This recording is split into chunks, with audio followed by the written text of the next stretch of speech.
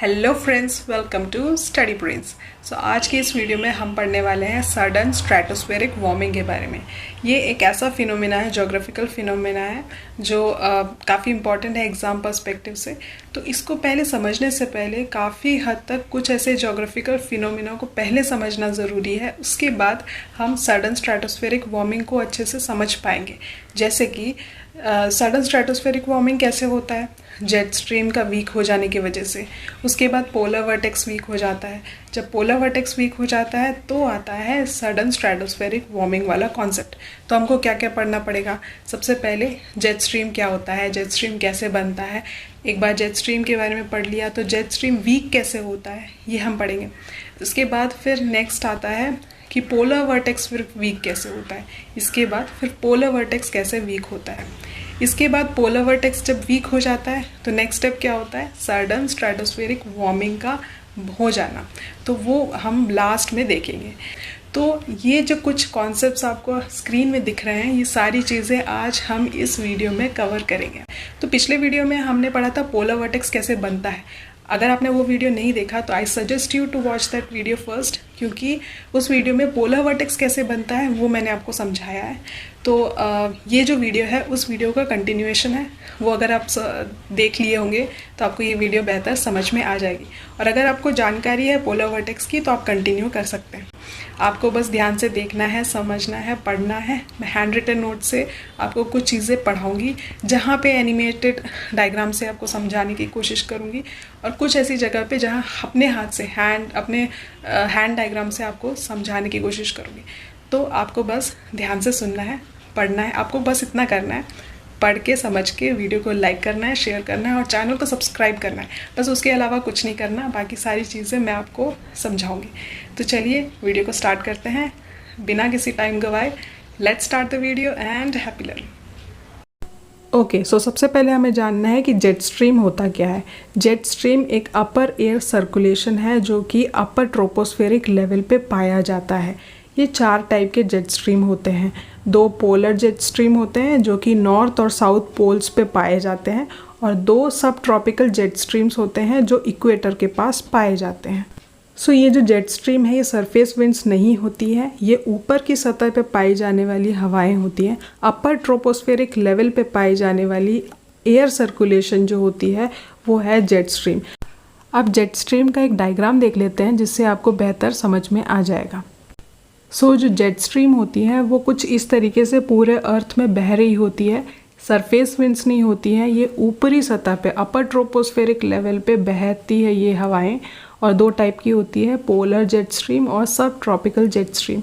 जो pink colour का आपको जो हवा चलती हुई दिख रही है पोल्स के पास वो है पोलर जेट स्ट्रीम, और जो येलो कलर की जो चल रही है वो सब ट्रॉपिकल जेट स्ट्रीम जो कि इक्वेटर के पास में पाया जाता है। तो कुछ इस तरीके से डायग्राम है। अब मैं आपको एक एनिमेटेड डायग्राम से बेहतर समझाऊंगी कि कैसे बहती है जेट स्ट्रीम। ओके, सो आपको एक एनिमेटेड डायग्राम स्क्रीन पे दिख रहा होगा। कुछ इस तरीके से जेट स्ट्रीम हमारे पूरे अर्थ पे बहती है। वैसे तो इस डायग्राम में मियांडर्स बनाते हुए आपको दिख रहे होंगे जेट स्ट्रीम। ये तब बनता है जब जेट स्ट्रीम एकदम वीक हो जाता है। तो पहले हम समझ लेते हैं कि जेट स्ट्रीम बनता कैसे है, उसके बाद वीक कैसे होता है वो भी हम देख लेते हैं। ओके, सो अब हम समझते हैं कि जेट स्ट्रीम बनता कैसे है। एक छोटे से डायग्राम से हम समझते हैं, ठीक है। तो मान लीजिए ये एक ग्लोब है, ये अर्थ है। ये मान लीजिए अर्थ जो है वो अलग अलग लैटिट्यूड्स में बटा हुआ है। जैसे कि 0 डिग्री हो गया, ठीक है, 0 डिग्री हो गया, 30 डिग्री लैटिट्यूड हो गया, 30 डिग्री लैटिट्यूड हो गया, फिर 60 डिग्री लैटिट्यूड हो गया, 60 डिग्री, फिर 90 डिग्री जिसे हम पोलर एरिया बोलते हैं, 90 डिग्री नॉर्थ, ये नदर्न हेमिस्फीयर है। सिमिलरली सदर्न हेमिस्फीयर में भी वैसे ही लैटिट्यूड डिवाइड होगा, 30 डिग्री में, 60 डिग्री में, उसके बाद 90 डिग्री में। कुछ इस तरीके से 90 डिग्री साउथ, कुछ इस तरीके से लैटिट्यूड्स का डिवीज़न होगा हमारे अर्थ में, ठीक है। अब आपको ये पता है कि सोलर इंसुलेशन जो होती है, सूरज की किरणें होती हैं, वो सबसे ज़्यादा पड़ती कहाँ पे है? इक्वेटोरियल रीजन पे पड़ती हैं, यानी 0 डिग्री पे। इक्वेटर पे सबसे ज़्यादा सनरेज आती है, तो ऑब्वियस सी बात है ये सबसे ज़्यादा यहाँ पे टेम्परेचर होगा। टेम्परेचर ज़्यादा होगा तो यहाँ पे क्या होगा, लो प्रेशर एरिया होगा सबसे ज़्यादा। अगर इस अर्थ को अगर हम 2D में इमेजिन करें, 2D में इमेजिन मतलब कि अगर इस ग्लोब को हम ऐसे लटा दें, 2D में इमेजिन करें तो मान लो इस तरीके से, कुछ इस तरीके से हमारा अर्थ होगा। 0 डिग्री, 30 डिग्री, 60 डिग्री और 90 डिग्री, ठीक है। ये नदर्न हेमिस्फीयर है। सिमिलरली सदर्न हेमिस्फीयर में भी ऐसे ही होगा, 30 डिग्री, 60 डिग्री और 90 डिग्री, ठीक है। नॉर्थ और साउथ दोनों पोल में, मतलब ये 2D में अगर हम इमेजिन करें तो अब मान लीजिए अभी हमने देखा कि इक्वेटर पे सबसे ज़्यादा टेम्परेचर होगा क्योंकि सूरज की किरणें डायरेक्ट पड़ती है, तो यहाँ क्या हो जाएगा, लो प्रेशर एरिया। अब आपको पता है लो प्रेशर एरिया में क्या होती हैं, जो एयर मॉलिक्यूल्स होती हैं वो ऊपर की तरफ उठती है, ऊपर की तरफ उठती हैं, लूज अप हो जाती है, हवा, हल्की हवा ऊपर की तरफ उठ जाती है। अब वो कब तक, कहाँ तक उठेगी ऊपर, कोई एक लिमिट तो होगी ना, ऐसे थोड़ी ना है कि स्पेस कोई क्रॉस कर जाए, वो एक लिमिट तक उठेगी। कहाँ तक, ट्रोपोस्फियरिक लेवल तक उठेगी। एक एटमॉस्फेरिक लेवल है ट्रोपोस्फियर, वहाँ तक उठेगी। उसके बाद उठेगी बाद में जब ये लेवल पहुँचेगा ये डाइवर्ज हो जाएगा, अलग अलग डायरेक्शन में डाइवर्शन हो जाएगा इस हवा का, ठीक है। अब ऐसा थोड़ी ना कि डाइवर्ज होके चलती रहेगी, कहीं ना कहीं सिंकअप होगी, कहीं ना कहीं ये बैठ जाएगी। तो ये बैठेगी 30 डिग्री लैटिट्यूड में आके बैठ गई, ठीक है।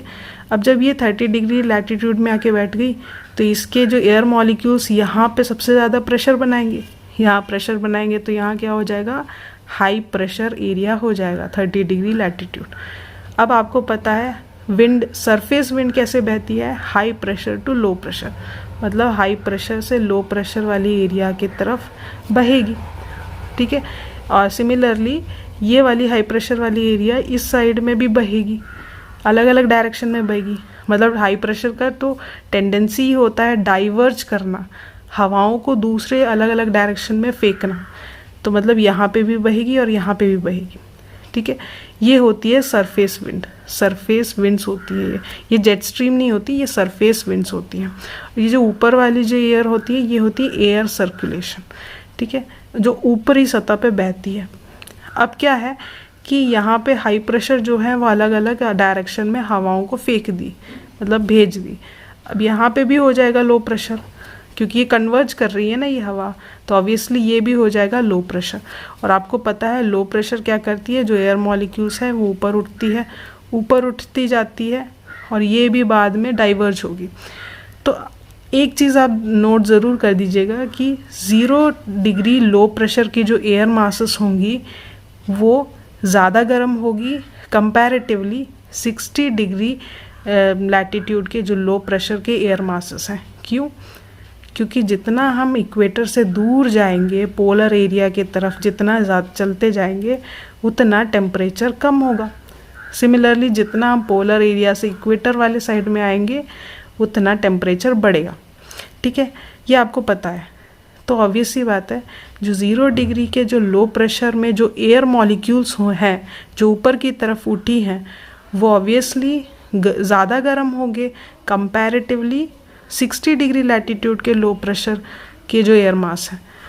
तो कहने का मतलब जब ये 60 डिग्री लैटिट्यूड के लो प्रेशर वाला जो एयर मास है जो ये ऊपर उठेगा तो उठते उठते उठते बाद में ये भी डाइवर्ज होगा, ये भी डाइवर्ज होगा और बाद में ये भी सिंक करेगा नीचे की साइड पे 30 डिग्री वाले में, ये भी सिंक करेगा। लेकिन सिंक करने से पहले इसका इंट्रैक्शन किसके साथ होगा, इस 60 डिग्री लो प्रेशर का इंट्रैक्शन इस 0 डिग्री लो प्रेशर वाले एयर मास के साथ होगा। अब देखिए ये ऐसे जा रहा है, ये ऐसे जा रहा है और ये भी ऐसे जा रहा है, ऐसे जा रहा है, इन दोनों का इंट्रैक्शन हो गया डाइवर्ज होने के बाद। और जब ये इंट्रैक्शन होगा तो टेम्परेचर के डिफरेंस की वजह से, क्योंकि ये इन दोनों के 60 डिग्री और 0 डिग्री के लो प्रेशर में टेम्परेचर डिफरेंस है, इसकी वजह से प्रेशर डिफरेंस क्रिएट होगा। प्रेशर डिफरेंस क्रिएट होगा तो यहाँ पे क्रिएट हो जाएगा एक विंड सिस्टम जिसे हम बोलते हैं जेट स्ट्रीम, जिसे हम बोलते हैं जेट स्ट्रीम। तो ये है जेट स्ट्रीम। जेट स्ट्रीम कैसे बना फिर से हम देखते हैं। जेट स्ट्रीम बनता है टेम्परेचर के डिफरेंस से, और टेम्परेचर डिफरेंस जब होगा तो हो जाएगा प्रेशर में डिफरेंस। प्रेशर में डिफरेंस मतलब प्रेशर डिफरेंस क्रिएट होगा तो बन जाएगा जेट स्ट्रीम। टेम्परेचर में डिफरेंस हो गया, 0 डिग्री लो प्रेशर और 60 डिग्री लो प्रेशर के टेम्परेचर डिफरेंस की वजह से, उस ग्रेडियंट की वजह से प्रेशर में डिफरेंस आया, और जब प्रेशर में डिफरेंस आया तो बना जेट स्ट्रीम। और ये जेट स्ट्रीम कहाँ पे बना? इन दोनों की इंटरेक्शन के टाइम पे एक विंड सिस्टम क्रिएट हो गया, और वो है जेट स्ट्रीम, जो कि अपर ट्रोपोस्फेरिक लेवल पे है। सरफेस विंड नहीं है, वो सरफेस पे चलने वाली हवाएं नहीं है, ये ऊपरी सतह पे चलने वाली हवा है अपर ट्रोपोस्फेरिक लेवल पे। तो ये है जेट स्ट्रीम। आई होप आपको जेट स्ट्रीम कैसे बनता है ये समझ में आ गया होगा।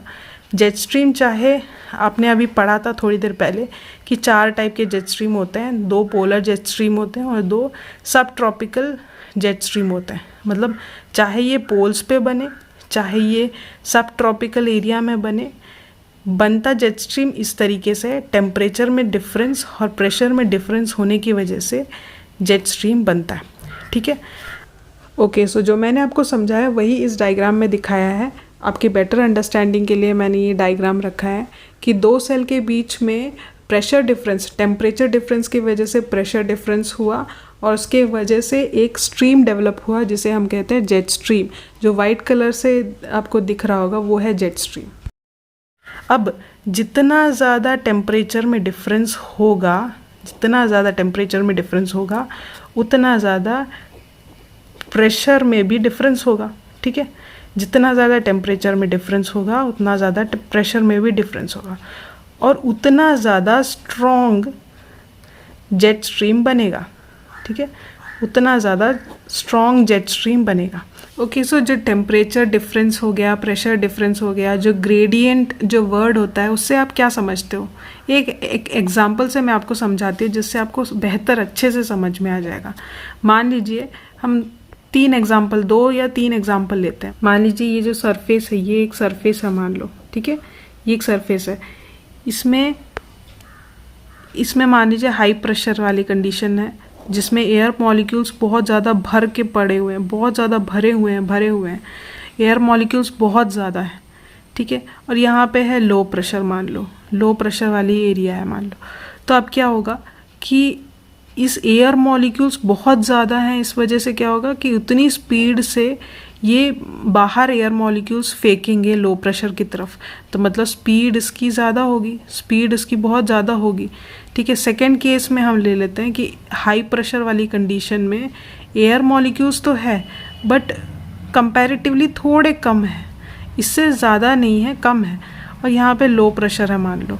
ठीक है, लो प्रेशर है, तो अब एयर मॉलिक्यूल्स ज़्यादा नहीं है क्योंकि इसमें कंप्रेशन नहीं हो रहा, ज़्यादा प्रेशर नहीं हो रहा, इसकी वजह से ये कम स्पीड में फेंकेंगे, तो इसकी स्पीड थोड़ी सी कम होगी कंपैरेटिवली, इसके कंपैरिजन में स्पीड इसकी कम होगी। ठीक है, कम होगी, थोड़ी सी कम होगी। अब ज़रूरी नहीं कि हाई प्रेशर की वजह से ही प्रेशर में या टेम्परेचर में ग्रेडियंट का चेंज हो जाए, ऐसा भी हो सकता है। मान लीजिए थर्ड एक एग्जांपल ले लेते हैं कि हाई प्रेशर है, मान लो इतना ही मॉलिक्यूल्स इसमें प्रेजेंट है हाई प्रेशर में, कुछ कम नहीं हुआ कुछ ज़्यादा नहीं हुआ। पर लो प्रेशर में क्या होगा? लो प्रेशर वाली कंडीशन में पहले 2 केसेस में मॉलिक्यूल्स थे ही नहीं, अब क्या है धीरे धीरे करके एयर मॉलिक्यूल्स 1-2 इकट्ठा लो प्रेशर में हो गए। तो अब क्या होगा? क्या इसमें इसकी स्पीड कम होगी कि ज़्यादा होगी? इसकी भी स्पीड कंपैरेटिवली कम होगी क्योंकि इसकी कन्वर्जिंग कैपेसिटी, इसकी लेने की कैपेसिटी जो लो प्रेशर की कन्वर्ज करने की, एयर मॉलिक्यूल्स को कन्वर्ज करने की कैपेसिटी कम हो जाएगी। तो ऑब्वियस ही बात है इसमें प्रेशर तो होगा, इसमें ज़्यादा प्रेशर तो होगा और ये इसको फेंकेगा ज़रूर, लेकिन इसकी कन्वर्जिंग कैपेसिटी कम होने की वजह से स्पीड इसकी थोड़ी सी कम होगी इनके कंपैरिजन में। तो कहने का मतलब कि स्पीड मतलब ग्रेडियंट दोनों का, प्रेशर ग्रेडियंट, ये हाई प्रेशर और लो प्रेशर के बीच का जो डिफरेंस है, प्रेशर डिफरेंस है, प्रेशर का जो डिफरेंस है वो कैसे पता किया? टेम्परेचर के डिफरेंस की वजह से। टेम्परेचर डिफरेंस कैसे?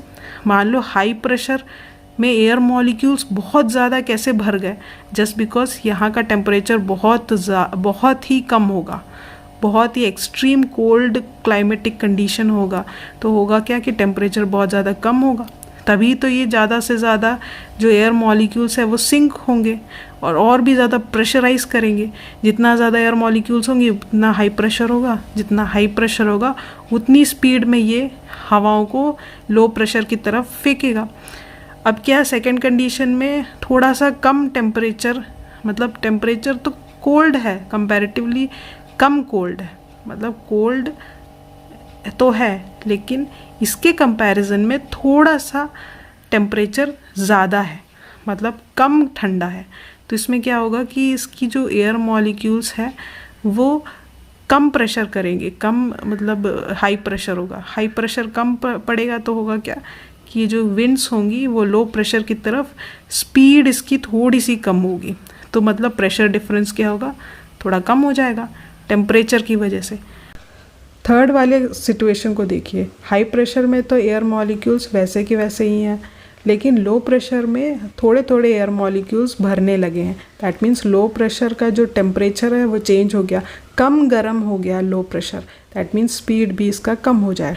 तो इस डायग्राम से आप समझ सकते हो कि प्रेशर डिफरेंस और टेम्परेचर डिफरेंस मतलब ग्रेडियंट के वजह से, टेम्परेचर और प्रेशर के ग्रेडियंट की वजह से हम ये बता सकते हैं कि जेट स्ट्रीम, जो जेट स्ट्रीम होती है वो कितनी स्ट्रॉन्ग होगी और कितनी वीक होगी। ठीक है, जितनी ज़्यादा ग्रेडियंट होगी, चाहे वो टेम्परेचर हो या चाहे वो प्रेशर हो, उतनी ज़्यादा स्ट्रॉन्ग होगी जेट स्ट्रीम। और जेट स्ट्रीम वीक कब होगी? जितनी कम ग्रेडियंट होगी टेम्परेचर और प्रेशर का, उतना जेट स्ट्रीम वीक होगा। आई होप इस डायग्राम से आपको बेहतर समझ में आ गया होगा। स्ट्रॉन्ग जेट स्ट्रीम कैसे बनता है?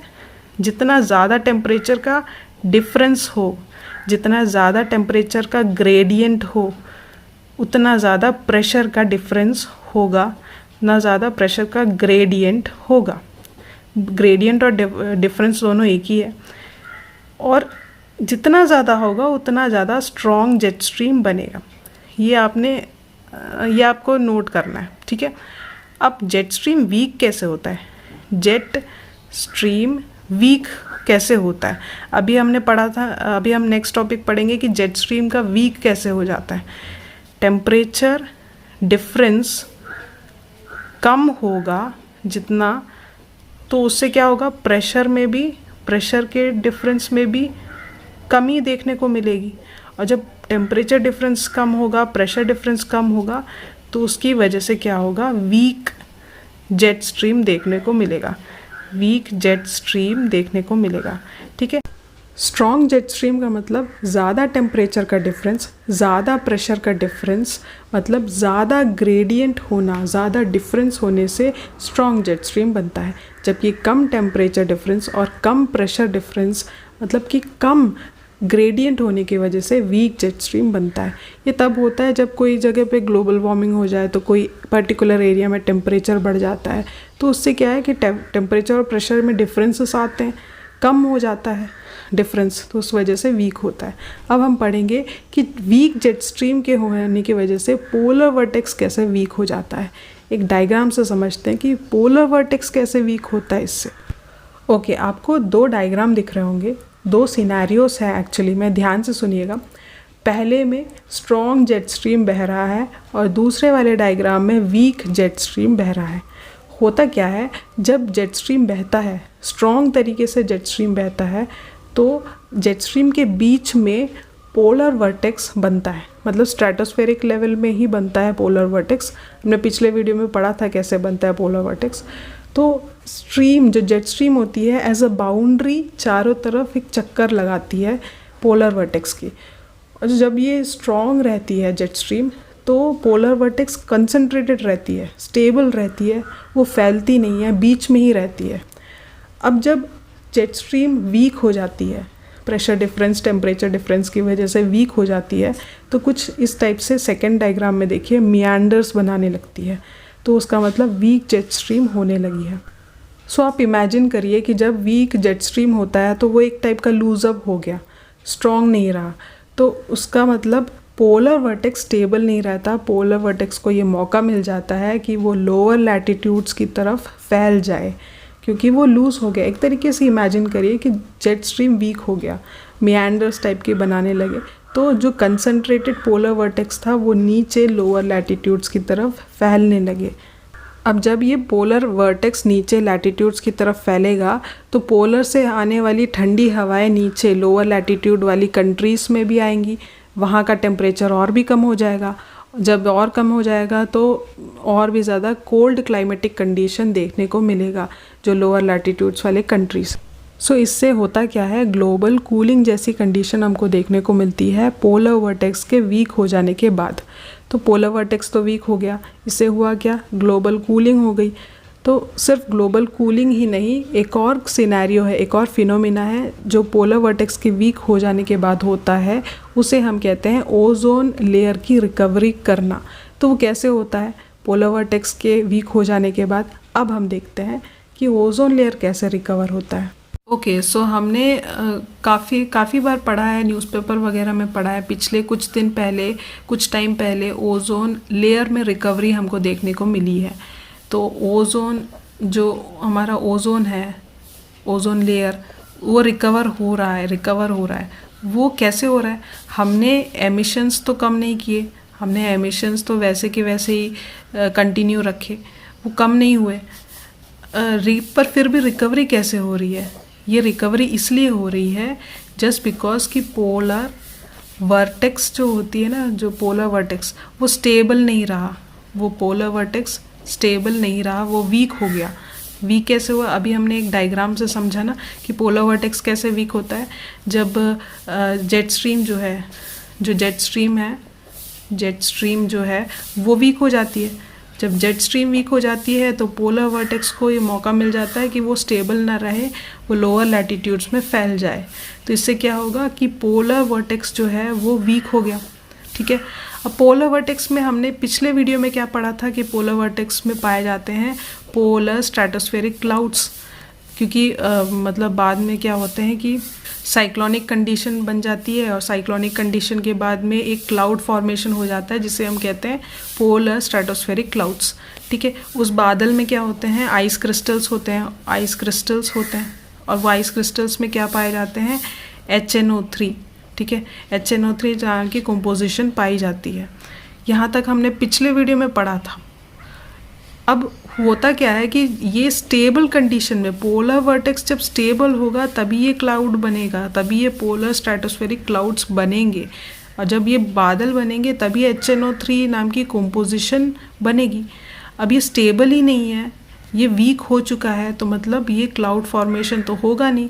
जब ये क्लाउड फॉर्मेशन होगा नहीं तो HNO3 भी नहीं बनेगा। और हमने पिछले वीडियो में क्या पढ़ा था कि ऐसे कितने सारे क्लोरीन कंपाउंड्स हमने ClCl क्लोरीन कंपाउंड्स जो हैं वो हमने एमिट किए हैं ना हमने एटमॉस्फेयर में थ्रू इंडस्ट्रियल फ्लोरिनेटेड गैसेस जैसे क्लोरीन वगैरह।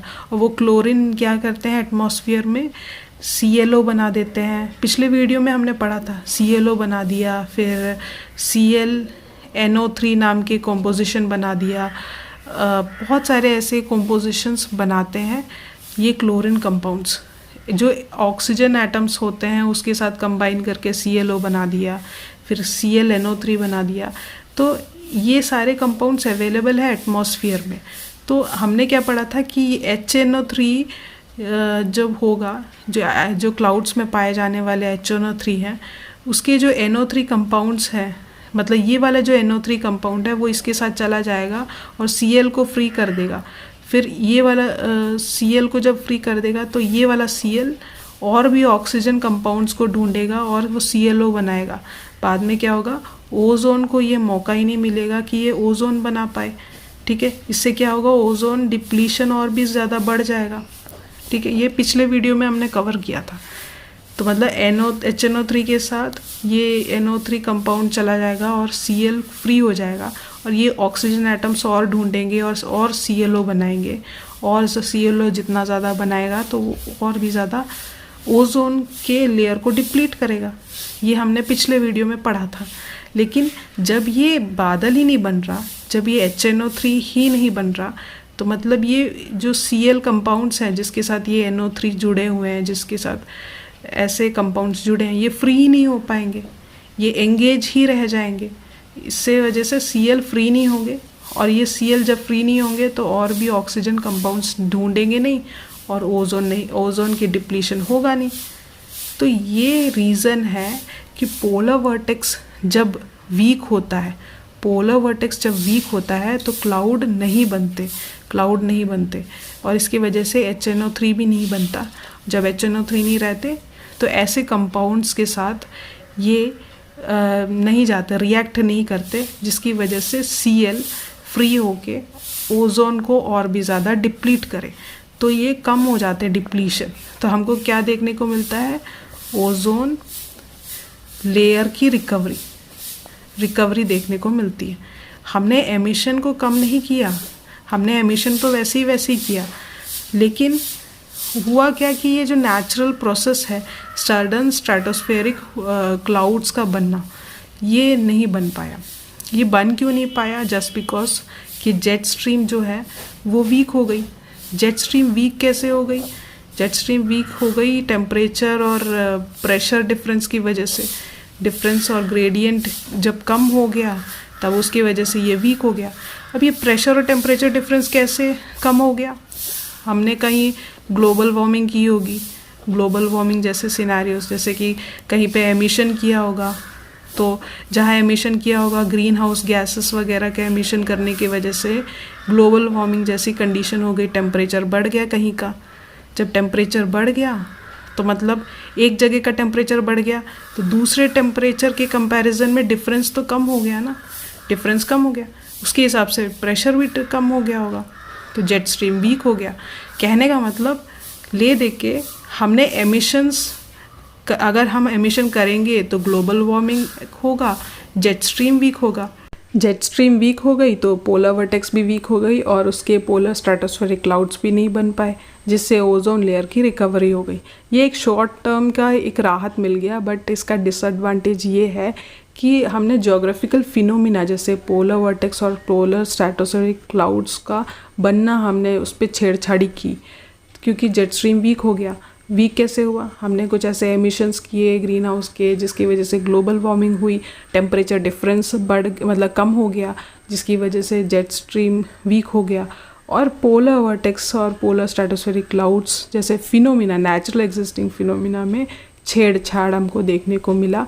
बट हाँ, राहत ये मिली कि वो फर्दर रिएक्शन में पार्टिसिपेट नहीं कर पाया पोलर वर्टेक्स, जिसकी वजह से ओजोन लेयर में रिकवरी हमको देखने को मिल गई। ये एक अच्छी बात है। लेकिन जेट स्ट्रीम का वीक होने की वजह से आगे और भी प्रॉब्लमेटिक कंडीशन हमको देखने को मिल सकती है क्लाइमेटिक कंडीशन में, क्योंकि टेम्परेचर तो हम वैसे ही बढ़ा रहे हैं, टेम्परेचर डिफरेंस और भी ज़्यादा कम हो रहा है, वीक हो रहा है जेट स्ट्रीम, तो क्लाइमेट में और भी ज़्यादा प्रॉब्लम हो सकती है। तो हमारा फोकस ये होना चाहिए कि एमिशंस हमें जितना कम से कम हो, चाहे वो ग्रीन हाउस गैस हो या फ्लोरिनेटेड गैसेस हो, कम से कम करना है, जिससे जेट स्ट्रीम भी स्ट्रॉन्ग रहे, PSC भी बन जाए, पोलर वर्टेक्स भी स्टेबल रहे, और इवन ओजोन लेयर में भी डिप्लीशन ना हो, जिसकी वजह से हम ऐसे ग्रीन हाउस गैसेस का भी एमिशन ना करें, जिसके वजह से ओजोन लेयर भी डिप्लीट ना हो, कम से कम क्लोरीन का एमिशन हो सके और उतना ही कम ओजोन का डिप्लीशन हो सके। तो हमको दोनों सिनेरियोस में एमिशंस को कम करना है, चाहे वो ग्रीन हाउस गैस हो, चाहे वो फ्लोरिनेटेड गैसेस हो। तो मतलब कि एमिशंस पे हमको ध्यान देना है, ओजोन लेयर रिकवरी हो या फिर कोई भी नेचुरल एग्जिस्टिंग फिनोमिना हो। तो आई होप आपको यहाँ तक समझ में आ गया होगा पूरा सिनेरियो। यहाँ तक सडन स्ट्रेटोस्फेरिक वार्मिंग का कोई कॉन्सेप्ट यहाँ नहीं लगा है। नेक्स्ट इसके बाद एक सिचुएशन और आएगा जब जेट स्ट्रीम और भी ज़्यादा वीक हो जाएगा, जेट स्ट्रीम की स्पीड और भी ज़्यादा कम हो जाएगी, तब आता है सडन स्ट्रेटोस्फेरिक वार्मिंग। अब नेक्स्ट उसके बाद वाली कंडीशन है, अभी तक सडन स्ट्रेटोस्फेरिक वार्मिंग नहीं आया है, तो चलिए देखते हैं। Okay, so imagine a situation कि जब जेट स्ट्रीम जब प्रेशर और टेम्परेचर, ठीक है, टेम्परेचर और प्रेशर का डिफरेंस जब कम हो रहा था, जब कम था तब जेट स्ट्रीम जो था, जेट स्ट्रीम की जो स्पीड थी वो कम हो गई, ठीक है, कम हो गई तो मतलब वो मिएंडर बनाने लगा, ठीक है, मिएंडर बनाने लगा। ऐसे आप इमेजिन करिए, जब टेम्परेचर और प्रेशर का डिफरेंस और भी कम हो गया, इमेजिन करिए और भी कम हो गया, जेट स्ट्रीम का जो स्पीड है वो और भी कम हो जाएगा, ठीक है, और भी कम हो जाएगा। तो इससे क्या होगा कि मिएंडर जो बन रहा था, धीरे धीरे करके ये मिएंडर बनते टूट जाएंगे, लिंक इसका टूट जाएगा, ऐसे बन जाएगा, मतलब ये यहाँ पे लिंक इसका टूट गया, मतलब मिएंडर, इमेजिन करिए ये मिएंडर बना रहा है, कुछ टाइम बाद ऐसे मिएंडर बनाते हुए इसकी लिंक टूट जाएगी, तो यहाँ पे लिंक टूट गई। तो जस्ट बिकॉज टेम्परेचर और प्रेशर के डिफरेंस जितना ज़्यादा कम होगा, उतना जो जेट स्ट्रीम है उसकी स्पीड कम होती जाएगी, मिएंडर उतना बनाता जाएगा। इमेजिन करिए मिएंडर बनाता गया, एक टाइम ऐसा आएगा कि इसकी लिंक टूट जाएगी, और जब ये लिंक टूट जाती है तब आता है सडन स्ट्रेटोस्फेरिक वार्मिंग वाली कंडीशन। तो वो कैसे होती है अब हम देखते हैं। इस एनिमेटेड डायग्राम को ध्यान से देखिए, किस तरीके से ये जो जेट स्ट्रीम है ये मिएंडर बनाते जस्ट बिकॉज इसकी स्पीड कम होते जा रही है, और एक टाइम आएगा जब इसकी लिंक टूट जाएगी, तो कुछ इस तरीके से लिंक टूटेगी। आप इस डायग्राम में देख सकते हैं। सो सडन स्ट्रेटोस्फेरिक वार्मिंग कैसे होती है, मान लीजिए ये अर्थ है, ठीक है, ये अर्थ है, ठीक है। अब हमने पहले डायग्राम में क्या पढ़ा था कि जब स्ट्रॉन्ग जेट स्ट्रीम चलती है, जो बिल्कुल भी प्रेशर और टेम्परेचर डिफरेंस बहुत अच्छा होता है, बहुत ज़्यादा होता है, तो एकदम स्ट्रॉन्ग जेट स्ट्रीम ऐसे चलती है विदाउट एनी मिएंडर, मतलब बिल्कुल भी वेव्स आपको देखने को नहीं मिलते। तो ये है स्ट्रॉन्ग जेट स्ट्रीम, ठीक है। इस केस में क्या होगा कि स्ट्रॉन्ग जेट स्ट्रीम होने की वजह से जो पोलर वर्टेक्स है, जो पोल्स के एटमॉस्फेरिक लेवल पे, स्ट्रेटोस्फेरिक लेवल पे पाए जाने वाले जो वर्टेक्स है, पोलर वर्टेक्स, ठीक है, ये एकदम कॉन्सेंट्रेटेड होंगे, और ये पोल्स के पास ही में पाए जाएंगे स्ट्रेटोस्फेरिक लेवल पे।